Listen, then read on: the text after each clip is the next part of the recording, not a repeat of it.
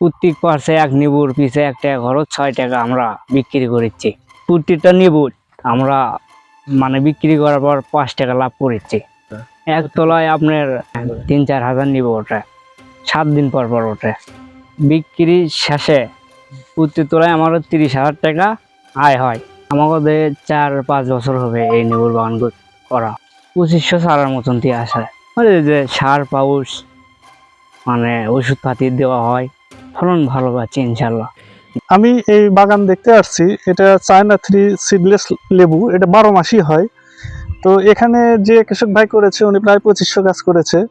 আমি এসে গোটা বাগান তার দেখলাম, কয়েকবারের চাইতে এবার দাম একটু বেশি। তো আমি দেখলাম তাতে মোটামুটি ভালো, প্রতি সপ্তাহে মোটামুটি ভালো একটা অ্যামাউন্টের লেবু বিক্রি করছেন।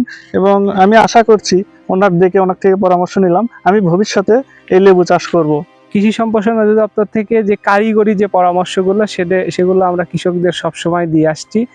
লেবুতে বিভিন্ন প্রকার যে রোগ বালাই হয়, লেবুতে ক্যাঙ্কার হয়, তারপরে গ্রিনিং হয়, জাতীয় যে রোগগুলো, এই রোগ প্রতিরোধে শিডিউলি যে স্প্রেগুলো, কখন কি স্প্রে দিতে হবে, এই জাতীয় যে কারিগরি পরামর্শগুলো আমরা তাদের দিয়ে আসছি। এছাড়াও লেবুর পোকামাকড় দমনেও আমরা তাদের কারিগরি পরামর্শ দিয়ে থাকি। এবং সংগ্রহোত্তর পরবর্তী যে প্রসেসিংগুলো, লেবুর গ্রেডিং বা এটা ক্যারেটে করে বাজারে নিয়ে যাওয়া, অন্যান্য যে কার্যক্রমগুলো, এগুলো বিষয়ে আমরা তাদের পরামর্শ দিয়ে আসছি। সর্বোপরি দেখা যাচ্ছে যে এখানে লেবু চাষ করে সে সফল হয়েছে। এবার আরও রমজানে লেবুর দামটা অনেক ভালো গেছে। দেখা যাচ্ছে যে সে 7 দিন পর পরে প্রায় 3000-4000 পিস করে লেবু এখান থেকে হারভেস্ট করছে। এখানে এবার মোটামুটি ভালো একটা লাভবান হয়েছে সে। যারা আপনার বাগান লাগাইছে এখন বাজার যাইতে হয় না, আমরা এসে বাগান থেকে তুলে নিয়ে যাই, বুঝছেন। এ তো আপনি 12 মাসই তোলে, কম বেশি আপনার দাম বেশি, এটা তো উঠি থাকে মাল কম বেশি।